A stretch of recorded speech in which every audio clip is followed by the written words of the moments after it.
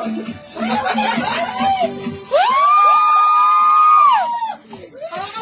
mo sa kanya. Ano? Ayan. 1, 2, 3.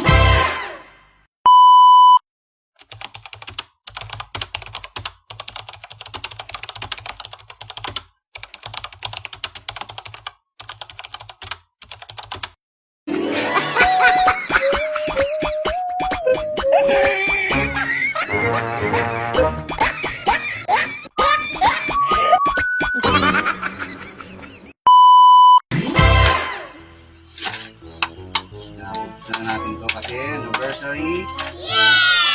Day, oh. Ilak para naman, 500 lang. Oops, teka lang mga kaandar.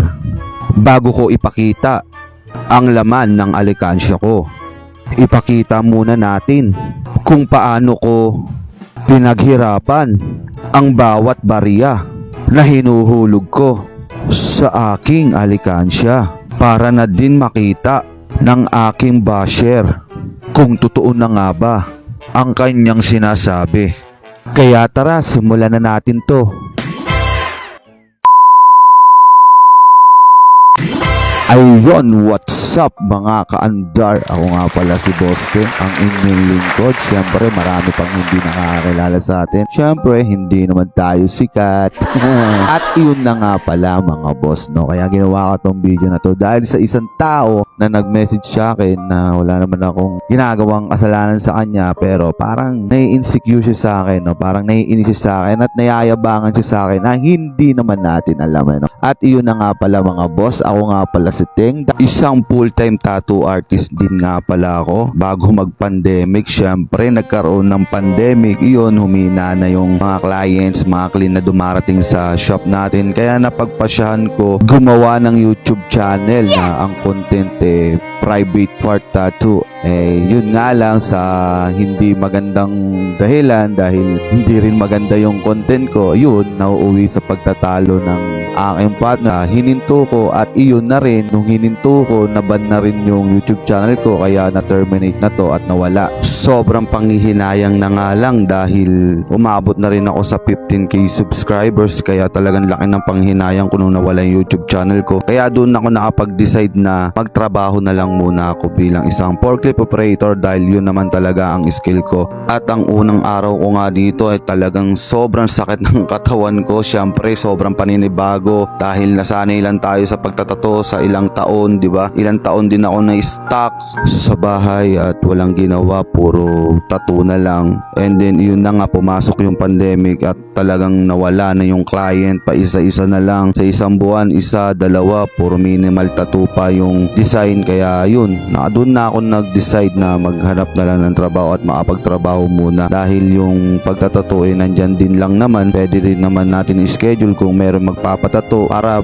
magiging extra income ko na lang tong pagtatato. Napakasarap pa rin talaga yung pakiramdam na pumapasok ka sa company, no? Talagang dun mo lahat may experience, yung pakikisama, pakikutungo mo sa mga tao, sa mga kasamahan mo, kung paano ka makibagay, di ba? Doon mo lahat matutunan. Oo nga, totoo nga, hindi naman talaga ganun kalaki ang minimum natin sa nangangamuhan.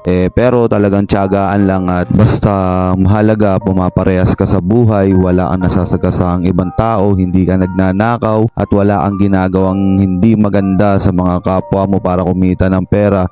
Sapat na yon na pumaparehas ka. At dito nga sa pagtatrabaho kong uli na to, dito ko nga uli nagawa na mag-ipon at mag-surprise yung partner ko, na para maging masaya man lang siya, dahil sa ilang taon na nga na pamamalagi ko sa bahay, hindi ko man lang siya nabibilihan ng regalo tuwing anniversary namin. Kaya dito ko na naisip nung nagpumasok ako dito na mag-iipon ako, dahil ilang buwan na lang mag-anniversary uli kami. Kaya napag-decide ko mag-ipon ako para sa ganon dumating yung anniversary namin at meron na ako sa kanyang maibigay, at eto na nga iyon.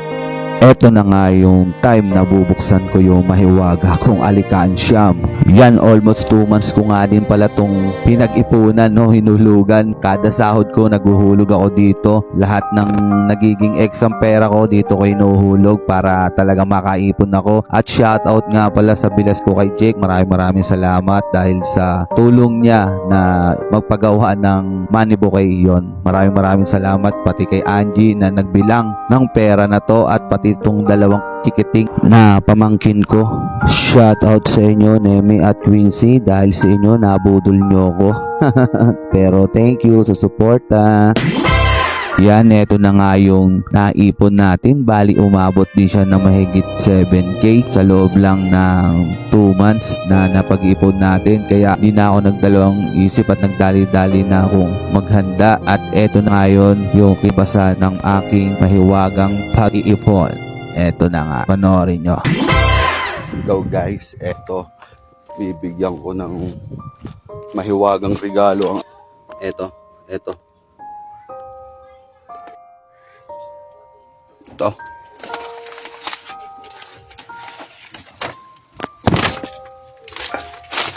Putang ina. Tira na. Ito. This is my gift for you, mahal. I love you. Yan, para sa ito.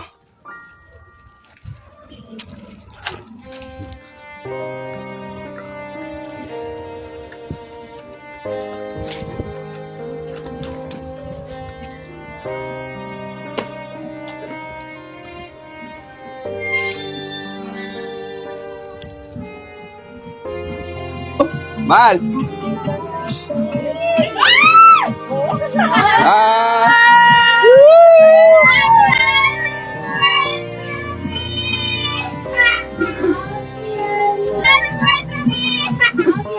Happy Anil!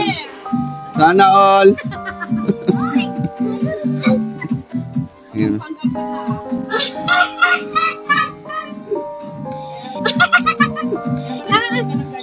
Babae. Meron yan. Dito, tara, may reveal yan. May hinihila daw. Eto na nga yung part na pinaka nagustuhan ko sa lahat dahil sa part na to nakita ko yung tawa niya, yung saya niya, yung ngiti niya, yung mga bagay na nakita ko sa kanya at nagustuhan ko sa kanya. Nakita ko uli yung nung araw na yon. Kaya eto, panoorin natin kung paano siya tumawa at humalakhak sa binigay natin. Kaya eto.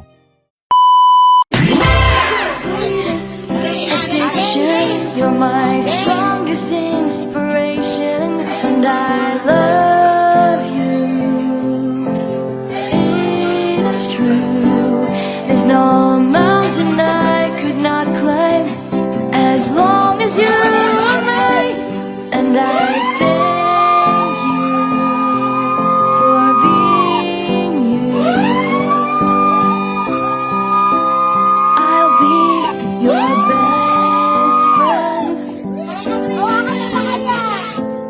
I'll be your guide whenever you need me. I'll be by your side. I love you more and more and more each day.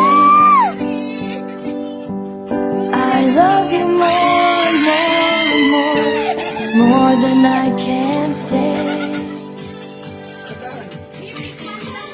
You're my sweetest addiction. You're my strongest inspiration. And I love you. It's true. There's no mountain I could not climb as long as you are mine. And I thank you for being you. Been waiting for you all my life. You are my dream come true. You're the light in the dark, unsad world of mine. be lost if not for you.